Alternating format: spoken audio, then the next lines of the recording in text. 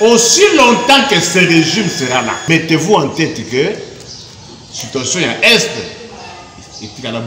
Régime oyo même biso malheur na ba secteur nyonso. Nayebi Mobutu, nayebi Laurent Désiré Kabila, nayebi Joseph Kabila, nayebi Pende Canton Chilombo. Président onga na moni. Oyo alobaka likambo boye na tongo, mbala moko ayeko changer ezaka de Canton. Nani aloba na bakongole FCC azo bloquer. Yete situation sécuritaire oyo ya le 11 juillet 2020. Situation sociale, situation économique, situation financière. Soki ke ndenge bazalaka le 24 janvier 2019. Soki bazalaka ensemble, on a les responsabilisés qui elles ne seront jamais tenus responsables. Il y a cette situation à Congo. On va toujours des prétextes en prétexte. Nous sommes dans un état en déconfiture. Toutes les institutions sont pourries. Justice unie. Est-ce attendez justice juste ou attendez juste injuste? Lorsqu'on a le pouvoir, on ne se plaint pas, on agit. Régime écoute $100, 160 000. Samadé Lelo, $100, 255 000 francs congolais. Sac à l'os Oyo, 28 000, 25 kilos. Moins de $20. Mais Lelo sac Oyo.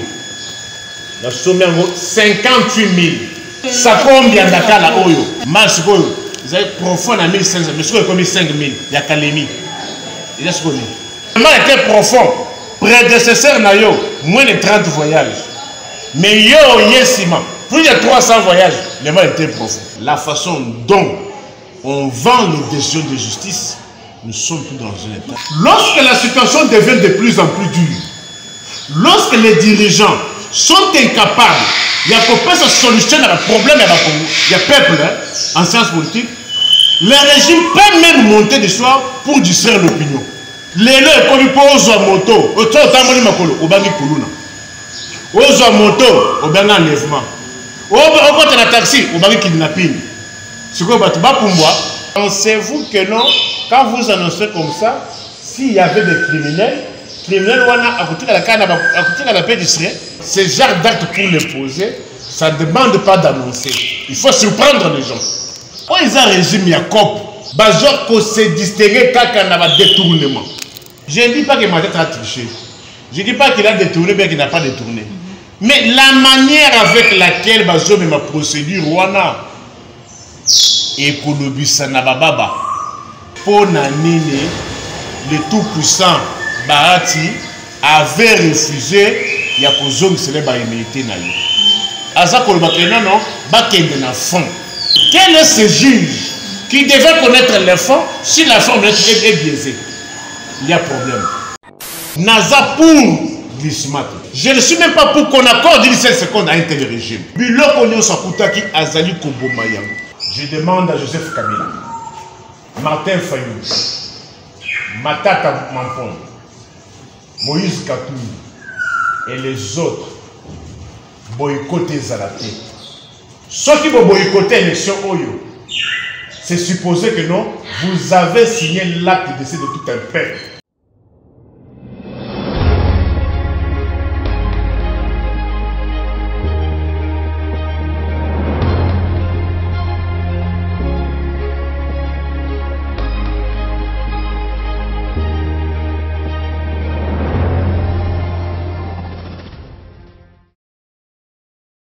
Et Sengo Goyeba été Bozali Ebele, Bandeko Balandi, émission Vérité de tous côtés, dans Katia, Plus Clair Télévision, la Chambre de Vérité. Mbote na bino bipagnon sur Zomi Bino. Merci na fidélité, merci na confiance au Bozali pour renouveler dans Katia, la Chambre de Vérité. Voilà pourquoi mon Molelo.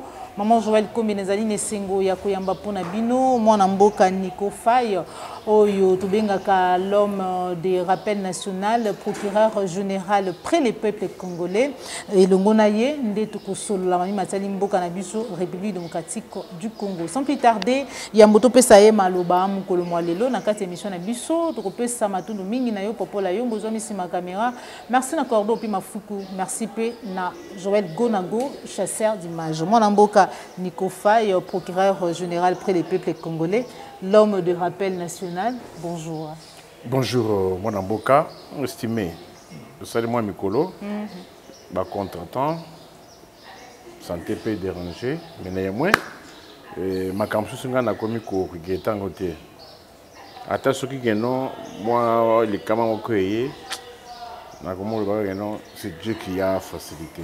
Ce qui est l'autre Koutani, c'est Dieu qui a voulu que tout Koutana parce que embouteillage autre, on a qui les lots, au niveau il y a gare centrale. C'est-à-dire quoi? Ben, c'est pour eux que non, et il y a une cérémonie, bien réunion, puis Antoine, il fallait qu'il y ait na Béatrice. On est bloqué. Bloqué poids lourd, bloqué qui ont entré sur bloqué en c'est ce qui n'a pas permis que notre néanmoins malgré nous soit to commis peut tout ça l'émission. Voilà. Merci même pour nous na lokasa la biso mukolo mwa lelo ya mboto bande émission na biso nous meso na biso ezalaka na rappel national. Tout à fait. Yango bakobenga ngo yebelardo national. Les Congolais ont été na 160 jours pour na mandat, pour na élection. 160 jours pour na tenue à élection. Mais tout ça la nuance, tenue à élection est synonyme à fin ya mandat. Mais pour na fin ya mandat, il y a 195 jours parce que fin ya mandat et qu'on intervenir le 24 janvier 2024. Mais nali ko rappela kaka ba o bazali inandingisa ya ko financer élection ba financer élection. O pe azali na prérogative ya ko organiser seni a organiser maponomi ya kitoko. Ba o bande gopé o bana zali banda ya masolo o bali kokota baluka misolo bafuta ba témoin bazala na ba bureau de vote nyonso. Toi na 1329 jours banda régime ya na kopa Covid commerce.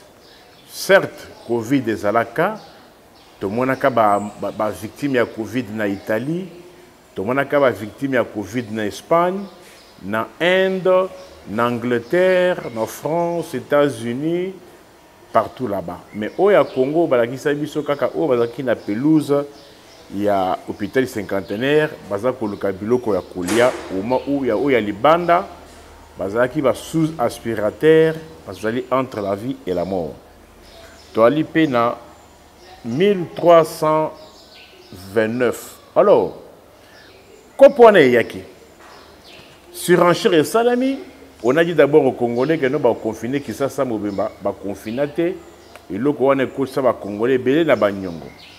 Mais bon ya banque mondiale o ya ki tout na lelo et sala musala nini parce que bandeko oyo basalaka musala qui par riposte à Covid et belé tu le ba futamité ba ambulancier ba médecin personnel administratif na ba infirmier ba futamate mais bon million à banque mondiale et yaki la preuve en est que ministre de la santé à l'époque à côté de Makala c'est pour raison que ça mon bongo mais ti lelo qu'est-ce que cet argent avait fait mais comme l'icolo ici là que le petit gars na bato c'est lelo soko comme na aéroport au lingo voyager ba autour nos test Covid exacté des doses ceux qui ont soin exacté ba sont à combien 6 7 8 000 francs congolais au PC bachuloso sans quittance mbongo continue na poche toi il a 810 jours banda de Michel à comment mon congé gouvernement na Congo Kinshasa toi il paie dans 396 jours banda bunanga na yo bunanga na ba congolais sur kenda ti lelo to tikala koyeba pouvoir public o ezali na bunanga na te 106 jours banda babukela ba congolais o ya commune na Ntsele na quartier Nkama Singayinga babukela bango bandako si toi na ba pesaka ba enseigner il y a plus ou moins 50 écoles mais lelo o ba famille nyonso na ba lipanda na malila ilanga o même situation pe ezali pe na quartier communément appelé Plaza car on a commune en Ntsele mais quartier wana Canada il y a un certain Bernard qui se réclame être mandataire de la famille Kengo, tracasserie ou tracasserie.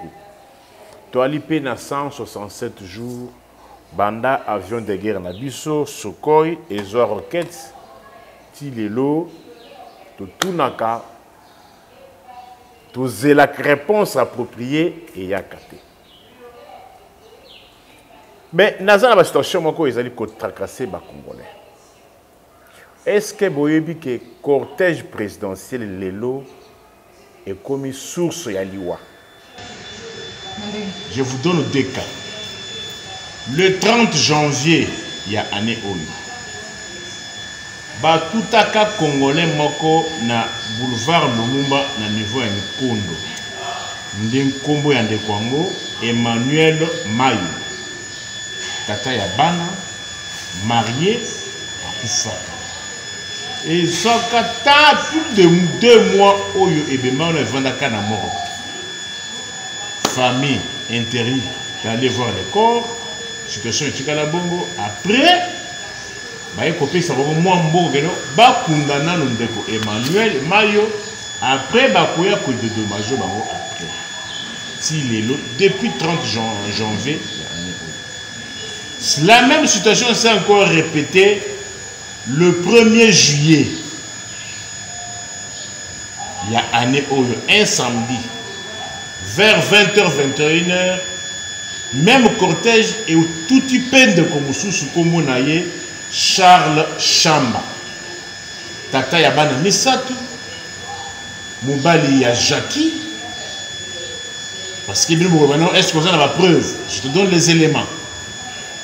Avant d'une avenue Wassa, numéro 6, na commune à Massina. Azali corps médical.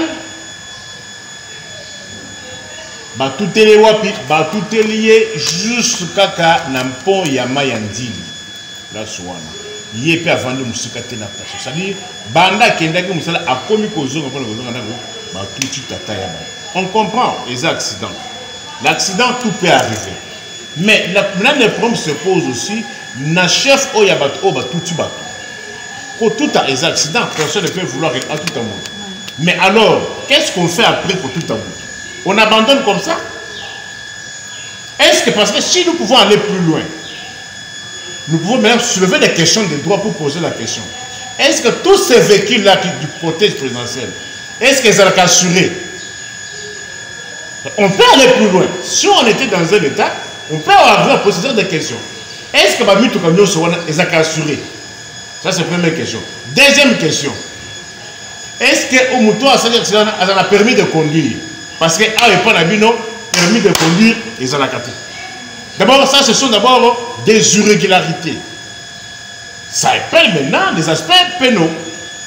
Et voilà, voilà. Accident, Tata Abato Koufi. Kalaming Tenga, c'est 50 ans. Atiba na Misato. On a le bosso 10 ans. Il y a mis Balé 7 ans. Il y a mis Misato 3 ans. Charles Chama à Koufi. Le lot près de 9 jours. Batuba 24. Tout le bani. Bon, mais ça t'est.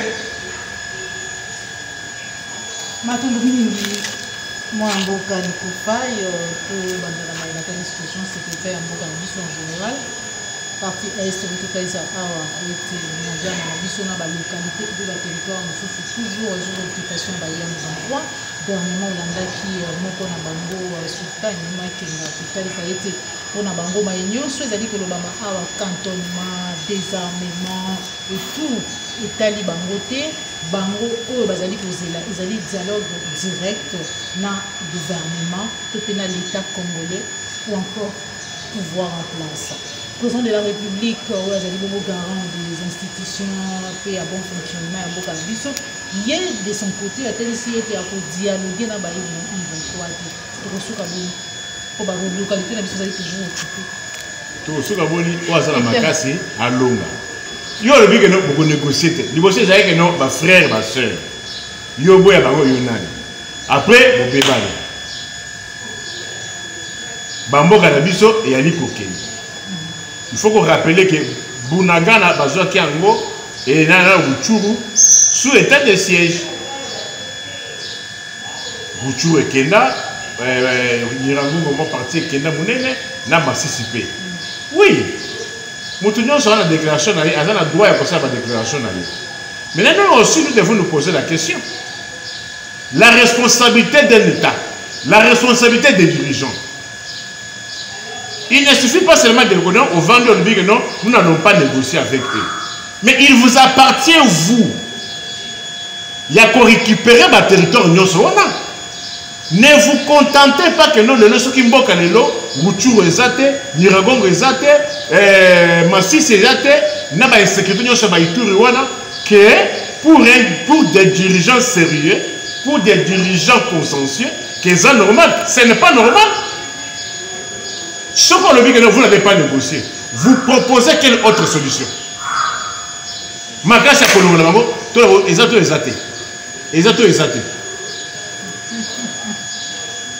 hein? Ce qui est la situation, on est tiré bongo. Et vous avez un avantage à même. Tout le monde a dit non,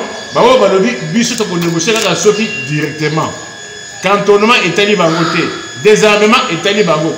Condition préalable, négociation. Yo peut limiter. Mboka aussi bozoki, ngana ko négocier na bilte, mais néanmoins, nana makoki ya ko bengana bilte. Madame. Et la gabongo.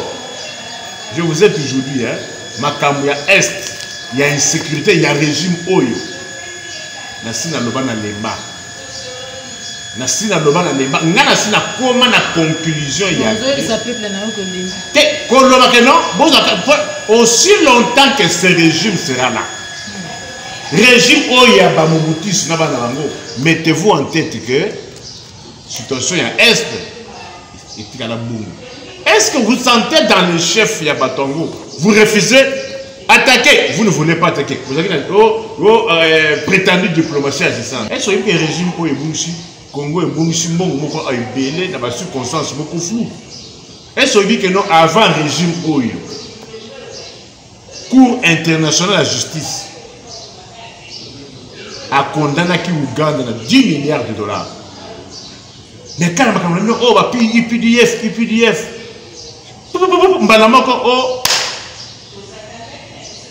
Décision tout le monde de 10 milliards. Tout qui a plus ou moins 360 millions de dollars. Même pas 10%. Il y a condamnation initiale. Comment tu peux expliquer cela? Régime et nous sommes malheurs dans le secteur Nyos. Est-ce que un régime où il y a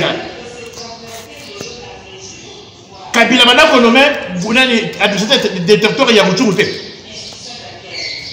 où il y a Kabila Bana Konome, administrateur des territoires il y a Nirango. Mais est-ce qu'on le fait encore aujourd'hui? Pourquoi? Et vous voulez qu'on pose la question à qui?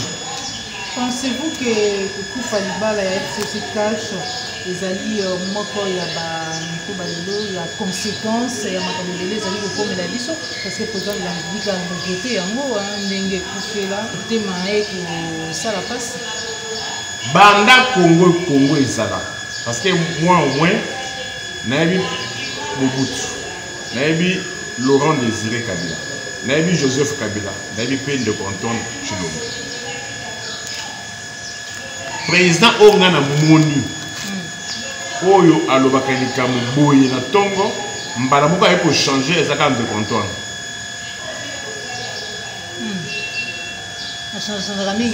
Voilà, je commence par donner des faits. Nani aloba na bakongo le FC ça zo bloqué. Dans la réponse interrogative. Nani aloba na bakongo va bloquer sincèrement parlant. Y était. Hein? Nana loba, collecté, nana loba na bon, on me bloque. Il y a du boss. Deuxième cas. Comment expliquer que le Rwanda nous agresse? Comment expliquer que nous dit que non, le Rwanda soutient le M23? Et qu'entre-temps, on voit le couple présidentiel congolais, le couple présidentiel rwandais, bas à ensemble. Kagame est notre frère. Nana le babongo.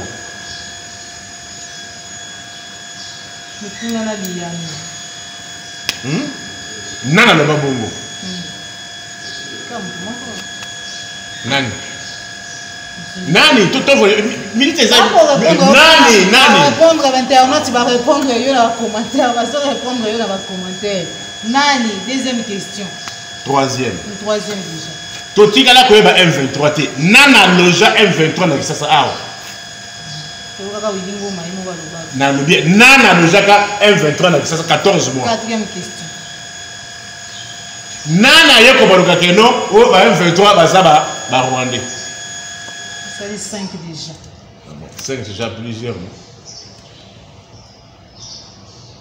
Les lots oh ya salaki ko bloquer lobby.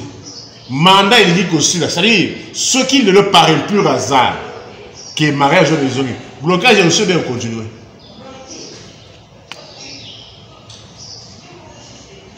Qui c'est sixième? Faut tout faire pour la bonne pour que bah OP bazar pour les on va comprendre. Faut répondre yo. Nani ngai na boyaka EAC, vrai ou faux? Qui a soutenu, qui a fait appel à l'EAC? Nani a eu compris que EAC donc la banque soutenir de Nani. Nani. C'est déjà beaucoup, non? Alors pourquoi revenir sur ça? Admettons, parlons maintenant, soyons sérieux.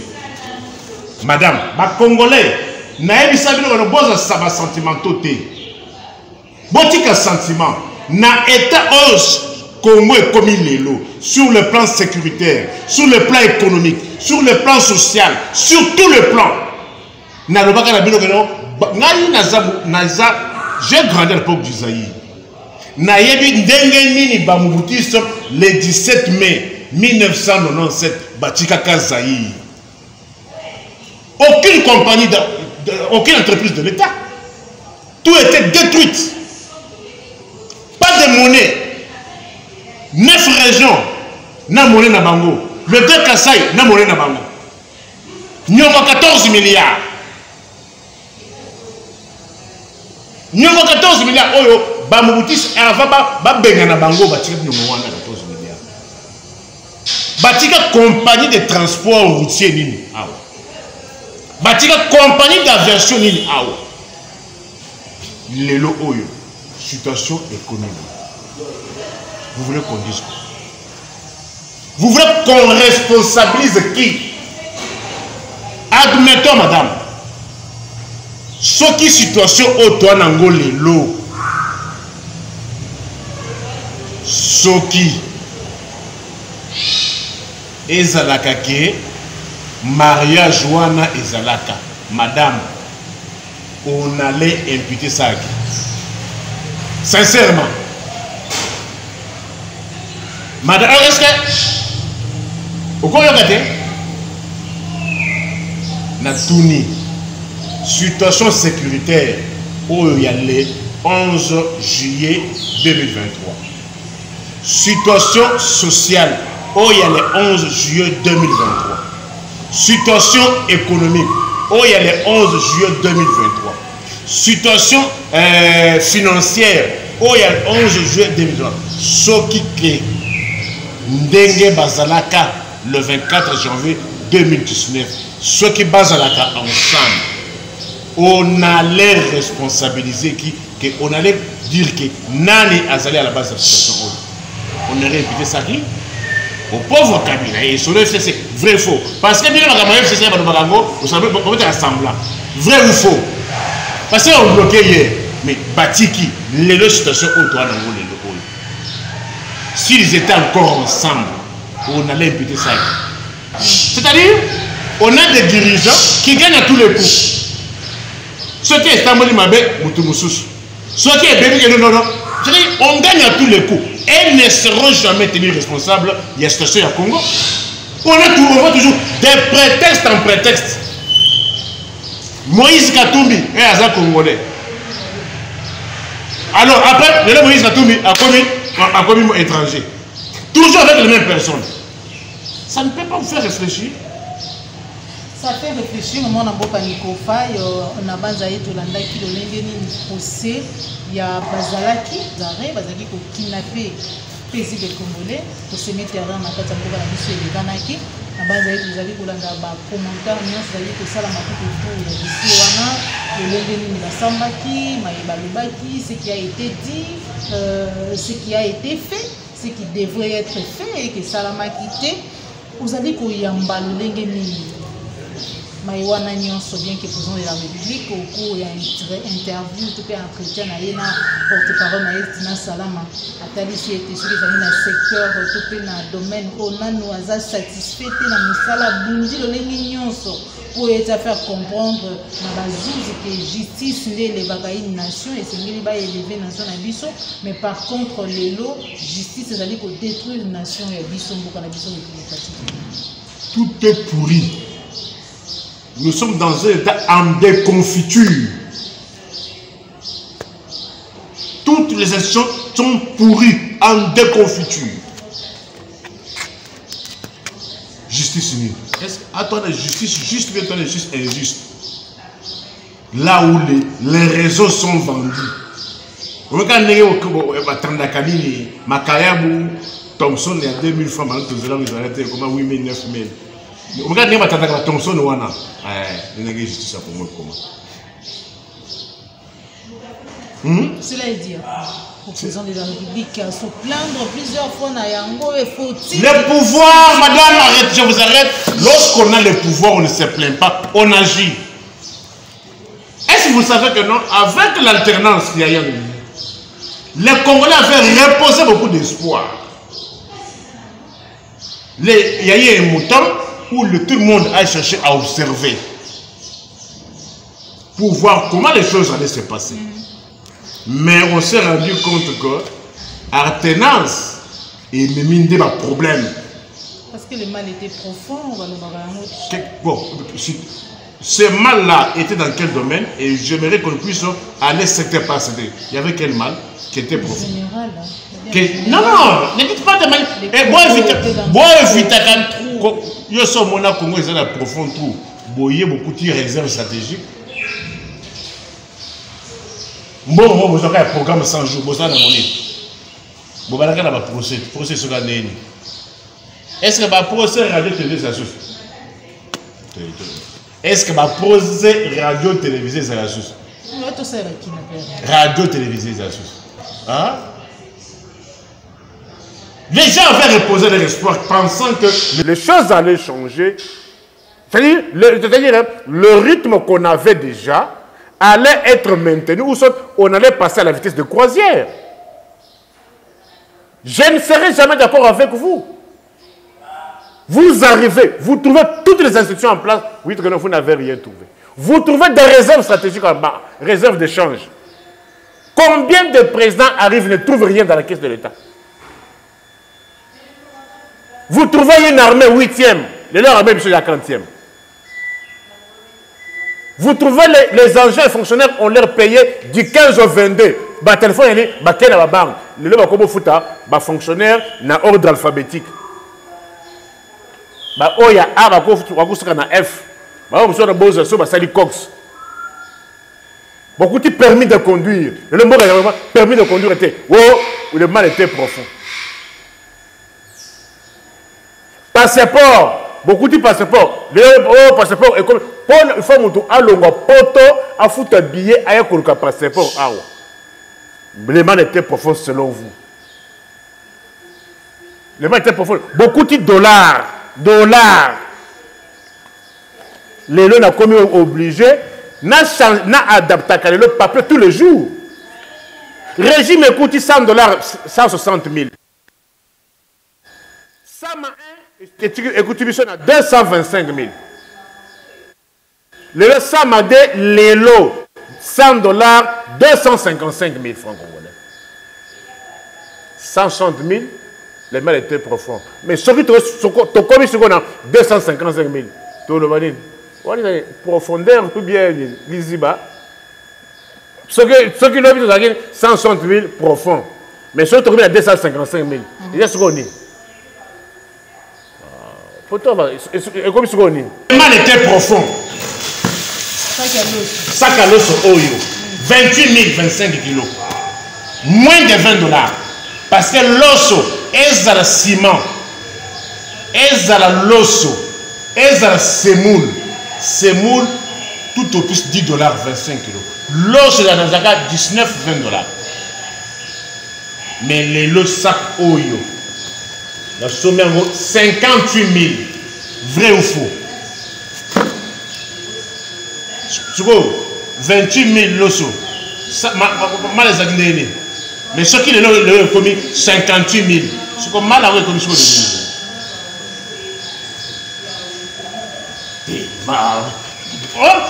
Facile-toi parce que nous puissions bien avancer. Mal était profond. Biso baluba, tola kandakala.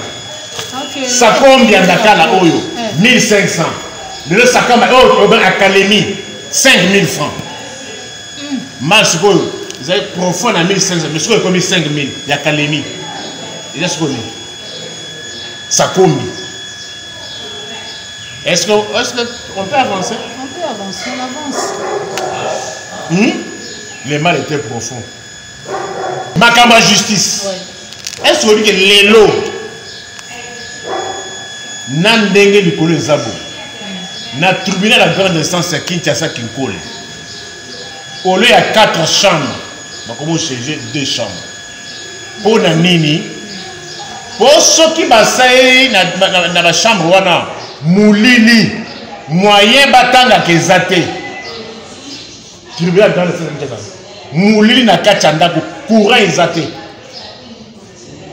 Soit juge, il faut pas passer la torche au téléphone. C'est ainsi que les lois de TGI à Kinkole va comme statuer au lieu à 4 chambres, 2 chambres de sièges. T'as la camarade de monsieur. Baoudia, ça veut dire Libanda. La Kinshasa, capitale à Congo. Mais, pour la voyager, le mal était profond. Prédécesseur Nayo, moins de 30 voyages. Mais yo, yesima, plus de 300 voyages, le mal était profond. Alors, les choses des investisseurs, de la paix. Investisseur, Jean-Claude Van Damme, vous pouvez passer pour tout ce que Jean-Claude Van Damme, vous pouvez passer pour investisseur. My God, vous connaissez pas comme un millionnaire, tout ce que tout ce que c'est l'investisseur au régime où il y a qu'à My God, Jean-Claude Van Damme. Justice, ça pose problème. C'est un problème. La façon dont on vend les décisions de justice, nous sommes tous dans un état. Le procès, il y a boire. Moi, je. Écoutez, trafic à Barogan. Je vais poser la question. S'il faut comparer la vidéo tout le monde, est-ce qu'on peut prélever un organe dans la condition où on ne peut pas quelque chose dans la ressource? Réfléchissons, non? Ici, c'est la réflexion et la profondeur. De la manière dont on voit les vidéos qui circulent là, est-ce que les conditions dans lesquelles on opère les gens, on déchire les gens, est-ce qu'il y a des conditions où on a par exemple, super rien dans la condition où on a, vous pensez que c'est réalisable? Attention, ce sont des organes très sensibles qui doivent se faire dans de très bonnes conditions. Et pas, même si c'est dans un hôpital, pas dans n'importe quel hôpital. Il faut qu'il y ait dans les hôpitaux où il y a des plateaux techniques, il y a dernier cri. Transplantation, il n'y a rien. Transplantation, il y a cœur. Transplantation, il y a foie. Et les cas de conditions, on a mouton 6 minutes machette, 6 minutes mbeli boye. Non. Mais papa, ils ont tenté pour essayer de dire que ça existe. Donc, ils ont engagé, si ça existe, si ça existe, il faut qu'on approfondisse, non? Qu'on approfondisse les enquêtes, non? S'il y a des gens qui le connaissent, il faut remonter, il ne faut pas comme ça, non? Où est-ce que cela se faisait? Néanmoins, moi en tant que scientifique, je ne peux pas accepter que pour la greffe, il y a organe, il y a moutou, n'est tu cœur, n'est tu rein, n'est tu foie, et les cannabis conditions, on a avec des mbélis, n'importe quel. Non, non, attention, madame, ce sont des opérations de traits qui demandent beaucoup de minutie, qui demandent beaucoup de sensibilité de fait il y a Kolongola, et puis conservation il y a Oganouana. J'en connais au moins quelque chose, alors je crois, je risquerais, je suis tenté de conclure à Nabiloko Tomonaka à l'époque, il y a Mobutu, il y a le mitin de la voix d'Isaïe. Et puis mitin la voix d'Isaïe c'était quoi? Tomonaka jour au vent, au pouf, bah rebelle, bah quand tu vas faire le coup d'état. Oh, bah j'ai la voix d'Isaïe. Oh, bah oh, c'était une mascarade montée par le régime Mobutu lui-même. Vous savez, en sciences politiques, lorsque la situation devient de plus en plus dure, lorsque les dirigeants sont incapables, il y a pas sa solution à le problème, il y a peuple en sciences politiques, le régime peut même monter du soir pour distraire l'opinion. Je parle en sciences politiques. Je ne dis pas que c'est régime, mais en sciences politiques, on réfléchit comme ça. Je donne un cas avec la Congo, les lots. Insécurité, il y a S. Et communauté normale. Makamouya, Irumu, Djougou, commande et consort et communauté normale. Mobondo, Azalaki na Kwamutu, Olobo Kwamutu, Ake Bagata, et à comme contrepartie à Fleur, et comité na Kisasa na Bankana Awa. Lelo est comme pour moto, au temps tamboli makolo, au bangi kuluna. Ozo moto, au bangi enlèvement. Au côté la taxi, au bangi kidnapping. C'est quoi Batuba Pumbwa? Alors, Mobondo, Kwamuntu, M23, et Kodeko, ADF, Kuluna Pena Kisasa. Situation sociale. Makamoumi Banaïm Sabino, hein? Pour les dirigeants, sécurité, il y a une situation sociale. Tellement aujourd'hui, le régime est dépassé. Situation, nous avons comparé la situation, on a la période vers les années 83 et 93, 94, 95, 96. La situation était devenue incontrôlée.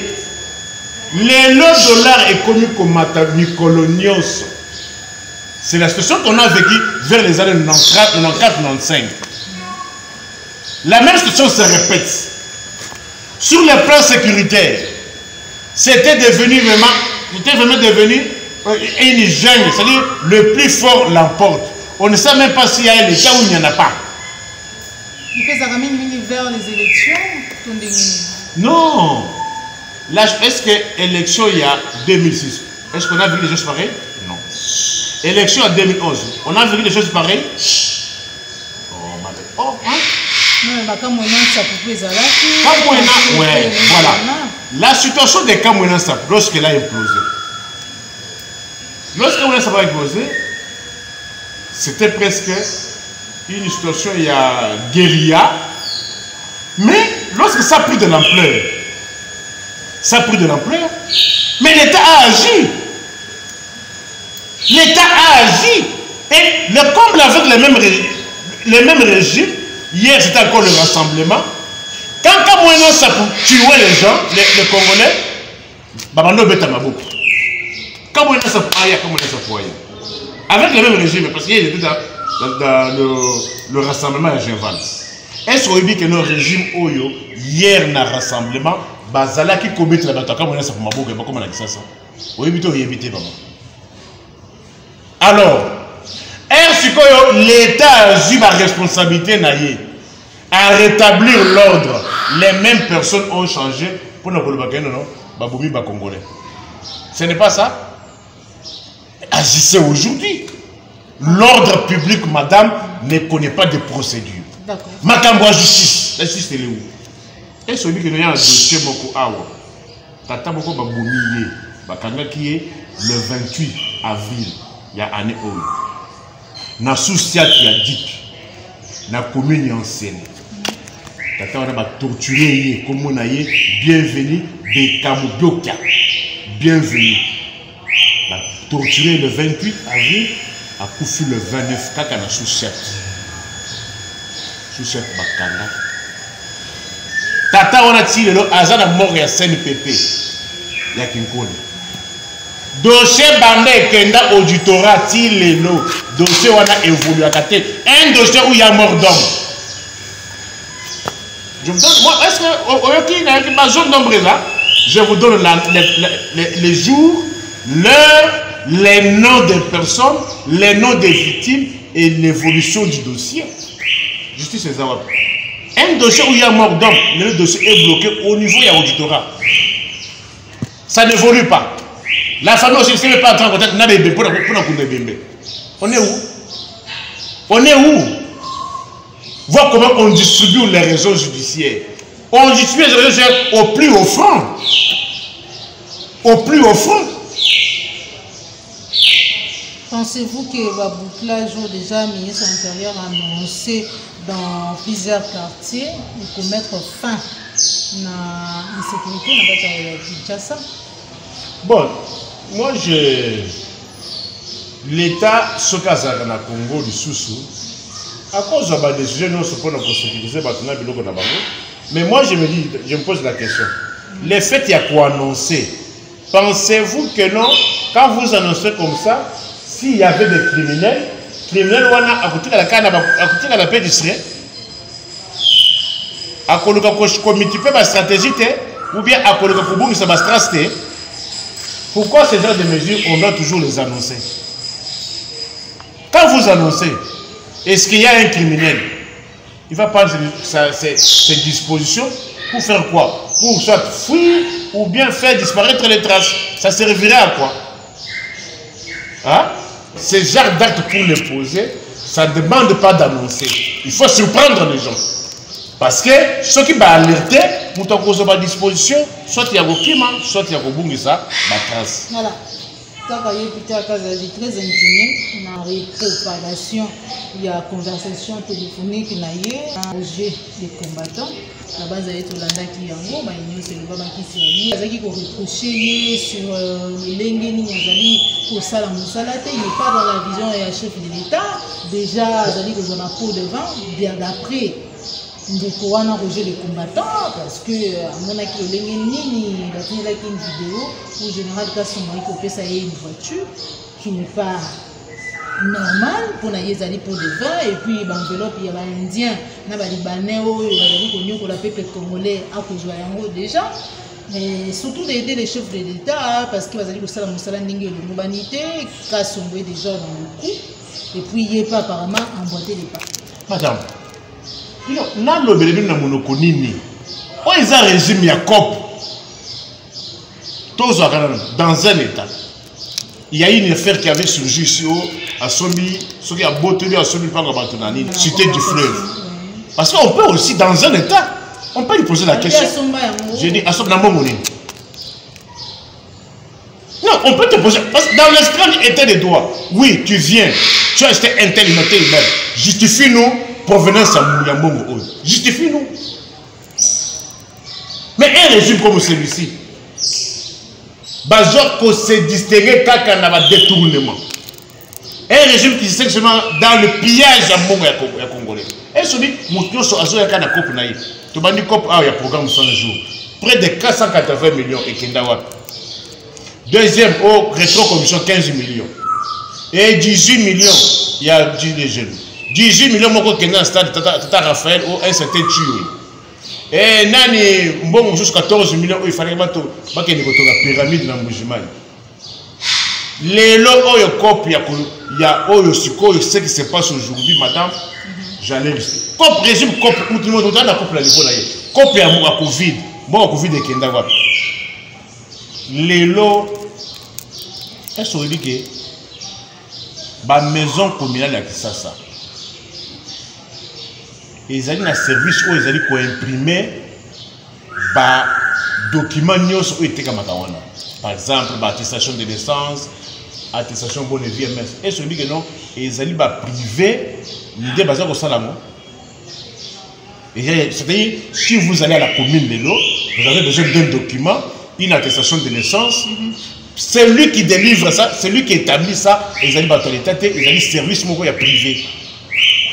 Commerce moko continue na kati wana ndenge moko na ndenge kope ya ba mituka beaucoup de mutuka mutu, bazu mutuka pour comme un bureau, bafout sa mutu ba amende.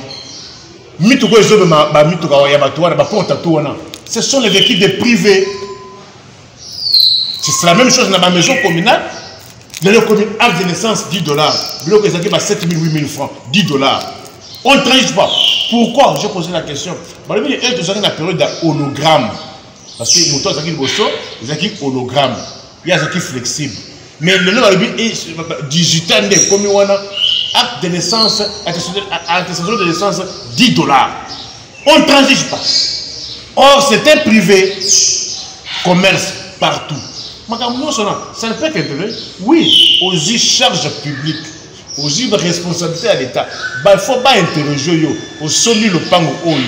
Cité du fleuve, il n'y a pas une concession de moins de $600 000. On peut te poser la question. Explique-nous comment tu as fait cette concession. Il y a 600 000 par exemple. C'est ça l'état de droit. L'état de droit, maman, jour et koya, l'union sur la prison. Est-ce que je vous donne un cas? Oui, ancien premier ministre anglais, Boris Johnson. Oh, ça a de la Covid. Premier ministre, il a perdu son poste. Après député, après le poste, pour l'année. Il y a une chose qui décide que non, Covid va s'engager. Mais il y a pendant la période de la sanganate, il y a c'est ça, fête. Et pas naïe. Fête. Lélo, ça lui a valu son poste même à la députation nationale. Alors, sous député parce qu'il est poursuivi pour ça. Au moins, l'état de droit, mais awa, moutoyer, on s'en met le plan à 600 000, 700 000, 1 million, bah, autour de la tête. Mais quand maquiller le haut, état de droit, état de droit, il y a un dépassement budgétaire. Et il y a un dépassement budgétaire. 27 millions au Kabelika va député, $27 millions. Va tout noter. Pour finir, dans ma maternité de justice, moi, je suis ancien premier ministre, dans le filet, selon la source ouverte après la Cour de cassation. Tel ce qui était qui invité, convoqué, maintenant jamais donné suite favorable. Ainsi, le procureur général Assili Kotia, mandat de comparution pour mercredi 12 juillet, donc le lobby avec menace, il n'y a pas il faut de se présenter aux la concret, ça veut dire que le maïs dans ma classe, c'est tout bon, on va tester que les dossiers à Mukamalo, je fais des dossiers. Bon, au moins il y a une classe. Un nouveau dossier. Est-ce que vous avez une classe? Pour bien tricher, il faut autant. Si tu n'as pas révisé la matière à la maison, tu ne seras même pas traité pour tricher. Tu vas commencer à ouvrir de la première page à la 315e page. Surveillant à Koyako au Kangayo. Je ne dis pas que ma tête a triché. Je ne dis pas qu'il a détourné, bien qu'il n'a pas détourné. Mais la manière avec laquelle ma procédure, Rwanda, et Kolobisa Nababa. Vous voyez, le régime comme le régime, ma belle métier, les droits résident dans la procédure. D'abord, on a constaté un jeu de ping-pong ou soit dossier le mot Cour de cassation. Et tu dis dossier de la Cour constitutionnelle. Dossier de la Cour constitutionnelle a se déclaré incompétent. Cour de la Chambre de la CPT, je ne sais pas dossier d'anga. Entre-temps, moi, il faut que je fasse chronologie des faits. Immunité, il y a des commentateurs qui l'évacuent. Mais dès lors que la Cour constitutionnelle s'était déclarée incompétente, moi, je me pose la question. Pourquoi ces immunités n'ont pas été restituées? Parce que la loi, la constitution de mon pays, la mère de loi, article 168, les arrêts de la Cour constitutionnelle ne sont susceptibles d'aucun recours et sont immédiatement exécutoires. Ils sont obligatoires. et s'impose au pouvoir public, à toutes les autorités administratives et juridictionnelles, civiles et militaires, ainsi qu'aux particuliers. Moi, je me pose la question.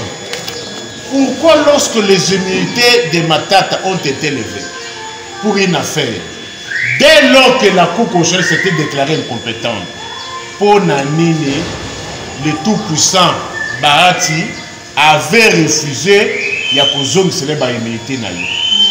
Parce que lorsque la Cour constitutionnelle se prononce, Madame, au CPLA Nangote, cela est obligatoire et ça doit être exécutoire.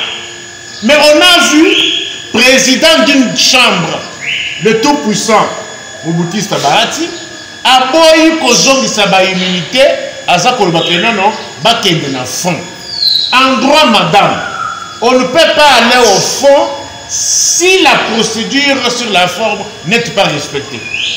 Dès lors que la Cour constitutionnelle s'était déclarée incompétente, d'office, automatiquement, il fallait pas que la immunité. Mais on a vu Bahati refuser la cause de sa immunité sous prétexte que non, on devait aller au fond. Quel est ce juge qui devait connaître le fond si la forme est biaisée? Il y a problème. C'est pour cela le lot. Nandeke ba commis comme un dossier même à un bébé, même à un aveugle, à comprendre que non, ce n'est plus encore un dossier judiciaire, c'est devenu un dossier politique et par voie de conséquence, vous savez comment les procédures politiques finissent. D'accord. Pour finir, moi, je suis au lundi.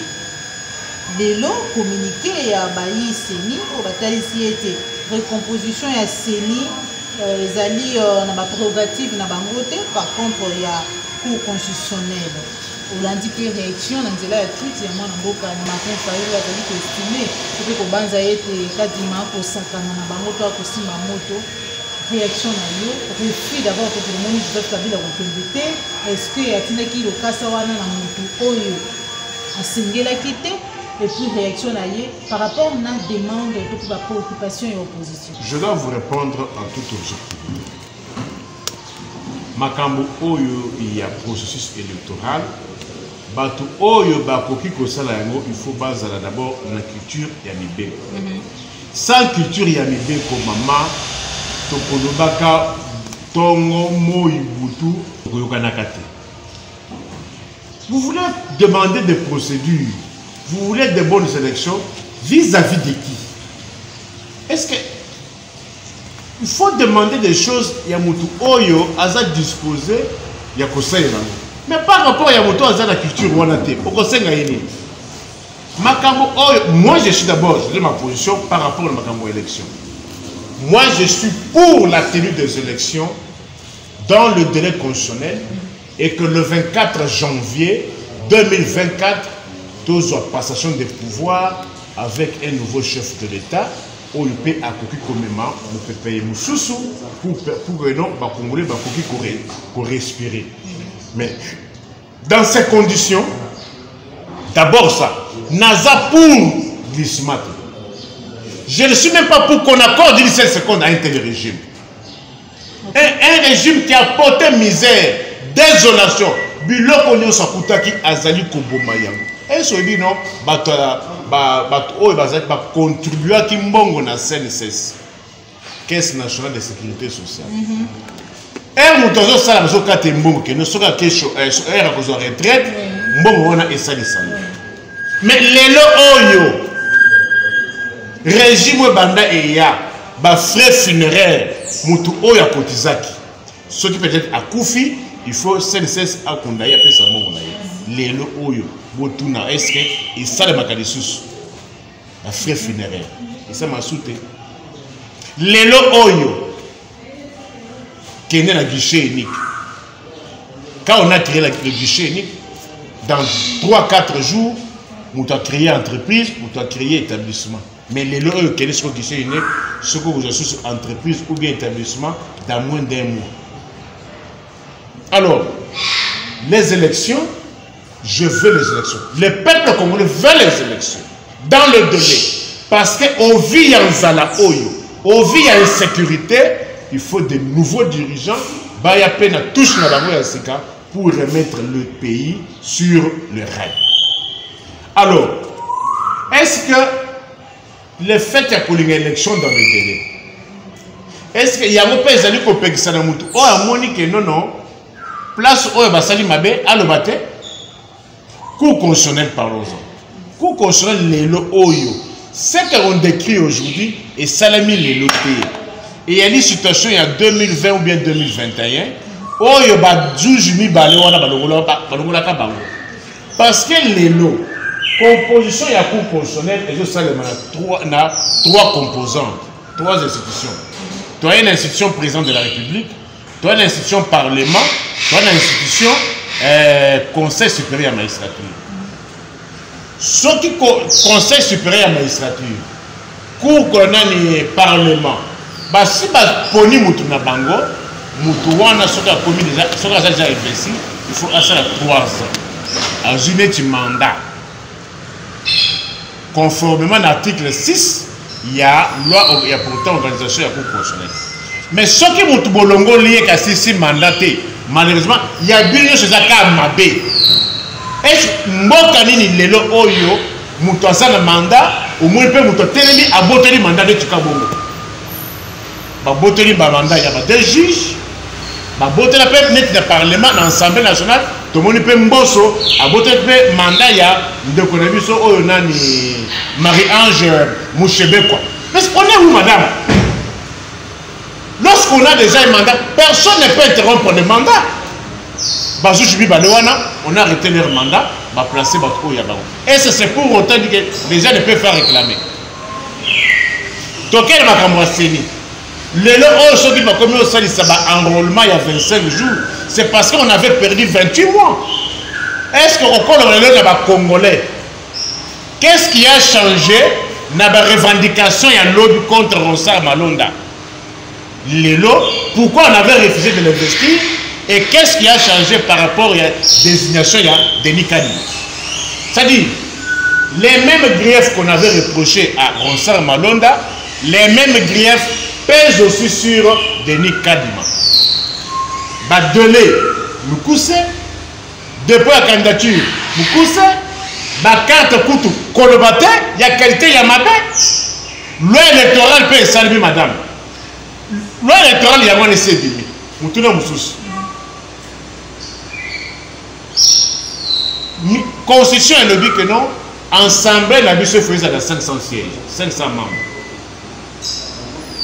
Loi électorale au EBIMI déjà, il y a répartition des sièges. Mais, toi, il y a quoi Moussous Oyo, enrôlement et salamité. Au cours de on a 2018, Yumbi va voter. Non. Vote n'enrôlement sont deux opérations distinctes. Yumbi va voter quitter, mais néanmoins, va s'enrôler.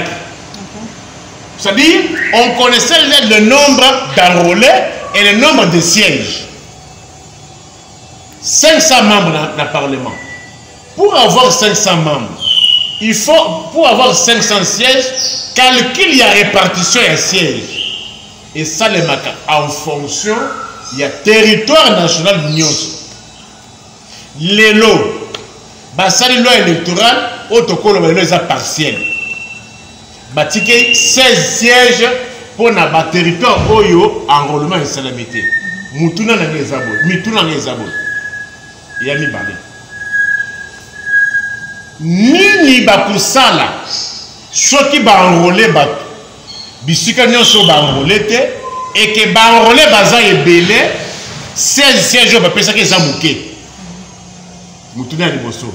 Ya mibale. Nini bakusala soki que non na ba territoire nyonso o ba enrôler te soki ba enrôler bato ke ba siège bimi muke. Siko Assemblée nationale biso et vous avez combien de membres?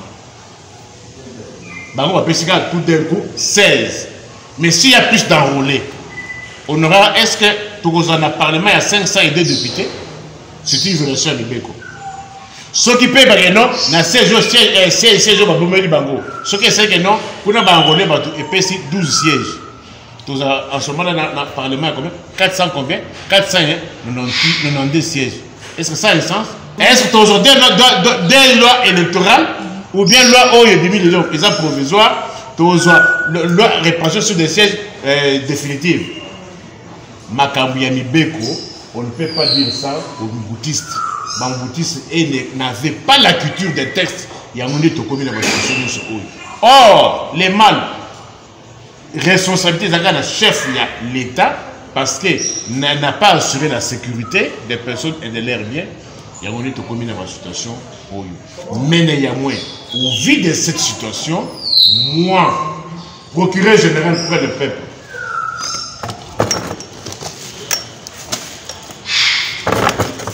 s'il te plaît, bonne déclaration. Ok. Au vu de la situation actuelle, situation sécuritaire, situation sociale, situation économique, situation financière de mon peuple, je demande à Joseph Kabila, Martin Fayulu, Matata Mampon, Moïse Katumbi et les autres boycotter Zalaté. Bon boycotter, ne tombez pas dans les pièges de ce régime. Je vous demande ceci, réunissez les forces. Ceux qui vont boycotter l'élection Oyo, c'est supposé que non, vous avez signé l'acte de décès de tout un peuple. Un peuple non assisté, un peuple abandonné. Réunissez vos forces. Botika ba gaspillage à mamono, banderole et zalaté, et affiche zalaté. Bosangisa mbongo wana, bofuta ba témoin. Première proposition, témoin azala bureau de votre union. Kaka ya gombete, ya lukunga te, ya changu te, ya kisasa te, Congo mobimba. 2 300 km². Ya mi balé. Il faut signer un protocole d'accord, un acte d'engagement. Bien que la loi électorale le prévoit, il faut renforcer cela par un protocole d'accord. C'est-à-dire quoi? Ils ont mangouliné pour la culture Kadima. Ils ont mangouliné pour placer les gens à la coupe professionnelle. Mais les électeurs, c'est nous. Au ballon, on va souffrir, Baba Bissot. Oba osoma lelo ndakeni saka ya masango ya loso 50 000 60 000 et ya biso nde ba électeur ennemi ya régime ya makami balé insécurité nanzala oba bemi na Congo. Je vous demande ceci, boycottez Zalaté, réunissez les forces, réunissez les moyens, payez les témoins pour qu'à la fin des opérations, pour qu'à la fin du dépouillement, que les témoins ramènent le PV. Et puis, dans l'acte d'engagement, que les résultats soient contresignés par toutes les parties et que ça soit affiché. Un bureau dont on n'affichera pas le résultat, que le voix de ces bureaux-là ne soit pas pris en compte. Un bureau où il y aura un PV non contresigné par toutes les parties, que ces PV-là ne soient pas pris en compte. Parce que je vois, avec tout ce que ce régime a causé comme préjudice aux Congolais, tort aux Congolais, je ne vois pas ces Congolais ici voter pour ce régime. Mais à l'aide de revendication en revendication, c'est aller dans le sens voulu par ce régime. Faisons d'une pierre deux coups. Revendication, mais on est dans le processus. Ne pas le faire, c'est signer l'acte de décès pour tout un peuple. Et l'histoire vous jugera pour non-assistance à personne à danger. J'ai dit. Matondo Mingi Mwanamboka, procureur général près le peuple congolais, on a des messages aussi lancés, Mwanamboka Martin Fayulu, Joseph Kabila, Moïse Katumbi aussi. Matata Pogno. Donc, Joseph Kabila, Matata Pogno, Martin Fayulu, Moïse Katumbi et les autres aussi. Qui sont des candidats présidents de la République. Merci beaucoup. Mwanamboka Nico Faye pour na koyanula na mituna biso mukulu mwalelo. Avant de tout chez ton nom à émission à Bisson Moukolomalo, message na yo, na peuple ou na ndio, peuple na yo, aux alliés, conquérant na bango moukolomalo. L'heure est grave. On veut que les gens aillent aux élections. Moi, je vais aller aux élections. Dans le délai. Et je serai candidat. Député national. Ok. Pour qu'il y ait une élection. Parce qu'il faut que les gens votent. Tofinga Bakato, il y a 2017. Il y a budget à 5 milliards. Ok. Il y a eu 5 ans. Nana pour voter dans la carte, il y a budget à 16 milliards. Il y a budget de père et de mère. Il y a budget à 5 milliards, il y a budget à 16 milliards. Nani c'est quoi pour voter dans la carte? Oyo ngai ou bien ebembe monstre ou zombie, wana ngai. Mais déjà c'est limité sur déjà. Là qui c'est pas moi on demande d'aller, on va aller comment? On va aller comment? Mais néanmoins, je suis pour la tenue des élections, qu'on aille, que les gens s'organisent, allument les témoins, qu'il y ait des PV contresignés par toutes les parties. Merci. Merci beaucoup. Na beaucoup la yombo qui se ma caméra. Un grand merci na Yaya Nanga Yaya Albertine, qui on parle depuis Allemagne. Un grand merci na Yaya. Merci na papa Laurent Bo, nous na maman Nikila. Merci beaucoup na papa Laurent Bo Linda. Sans oublier Jean Ben de l'Ouest, depuis France, peut-être un bon moment à la estimation pour la télévision. Au revoir.